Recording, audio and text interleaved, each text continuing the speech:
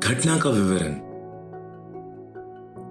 10 दिसंबर 2019 को लगभग शाम के 8:20 बजे ईओटी क्रेन HK नंबर 2 के साथ पैकेट उठाते समय यह पाया गया कि क्रेन का मुख्य फहराना काम नहीं कर रहा है। इसके लिए एक ठेका कर्मचारी को यह काम सौंपा गया और फिर वो HK बे केरो के जरिए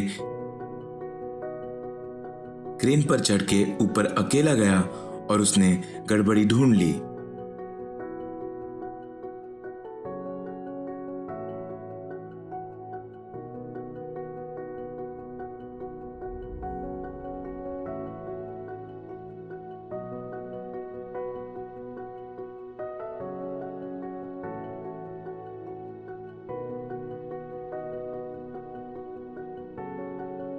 सुधार के बाद उसने शॉप फ्लोर लेवल पर मौजूद सुपरवाइजर को सूचना दी।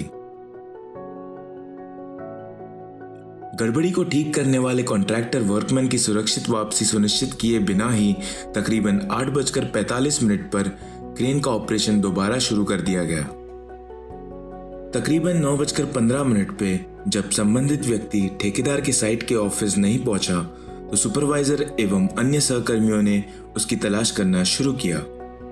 लगभग रात 9:25 पे एक सहयोगी कर्मचारी ने उसे क्रेन वॉकवे HK बे केरो एक्सिस नंबर 183 से 185 पर बिना किसी हलचल के लेटे हुए पाया।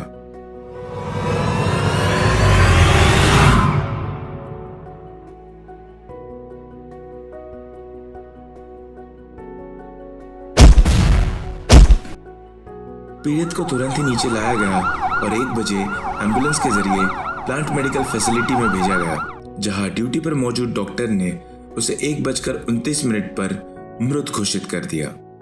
घटना के कारण ईओटी क्रेन HK नंबर 2 के मैन होइस्ट की ट्रिपिंग लगभग 1.5 महीने से हो रही थी और यह अपनी पूरी क्षमता 32 टन की तक नहीं काम कर पा रहा था। इस बार बार आने वाली समस्या को स्थायी रूप से ठीक करने के लिए किसी भी प्रकार की मुख्य जांच नहीं की गई थी। बिजली की खराबी को ठीक करने के बाद क्रेन से नीचे उतरने के दौरान पीड़ित द्वारा डोर सेफ्टी स्विच को बंद नहीं किया गया था। यह सुनिश्चित किया जाना चाहिए कि ठेकेदार WO के सभी कंधों का सख्ती से पालन करे। क्रेन ऑपरेटर ने सुनिश्चित नहीं किया कि ब्रेकडाउन काम करने वाला व्यक्ति वास्तव में उतर गया है या नहीं। फिर क्रेन ऑपरेशन शुरू किया। विभागीय कर्मचारियों द्वारा उचित पर्यवेक्षण की कमी और ठेकेदार कर्मचारियों के साथ उचित समन्वय की कमी। सिफारिश अनुशंसा। कार्य आदेश में यह प्रावधान शामिल किया जाना चाहिए कि गेट एंट्री पास जारी करने से पहले देखरेख में लगे सुपरविजन कर्मचारियों द्वारा यह सुनिश्चित किया जाना चाहिए ठेकेदार द्वारा लाए गए लोगों में सिर्फ सक्षम जनशक्ति को शामिल किया जाए। वर्क परमिट सिस्टम WPS के साथ साथ महत्वपूर्ण और उच्च खतरों वाले कार्यों के लिए जाने वाले और ब्रेकडाउन जैसे कार्यों में भाग लेने वाले कर्मचारियों में 2 व्यक्तियों के शामिल होने की सुरक्षित कार्य प्रणाली SWP का सख्त पालन किया जाना चाहिए। डोर सेफ्टी स्विच को चढ़ने या उतरने से पहले बिना किसी चूक के बंद किया जाना चाहिए ताकि क्रेन के LT मूवमेंट को रोका जा सके।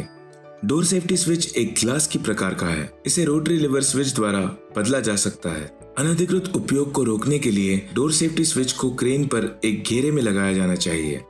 डोर सेफ्टी स्विच का उपयोग करने के निर्देश क्रेन पर सभी उपयुक्त स्थानों पर प्रमुखता से लगाए और लिखे जाने चाहिए और इसी काम में जुड़े सभी कर्मचारियों को इसके बारे में सूचित भी किया जाना चाहिए। ढांचे को टैप करके सिग्नलिंग की विधि को तुरंत बंद कर दिया जाना चाहिए।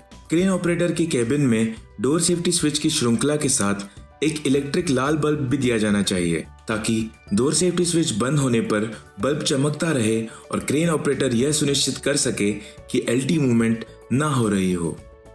कॉर्नर स्विच को चालू करने के बाद जब बल्ब चमकना बंद हो जाए और साथ ही दोनों तरफ से सूचना मिलने और मेंटेनेंस क्रू के क्लियरेंस हासिल करने के बाद ही क्रेन ऑपरेटर को क्रेन को ऑपरेट करना चाहिए।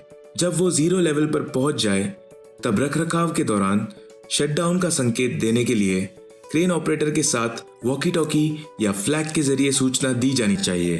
क्रेन पर चढ़ने या उतरने के लिए सीढ़ियों में संशोधन किया जाना चाहिए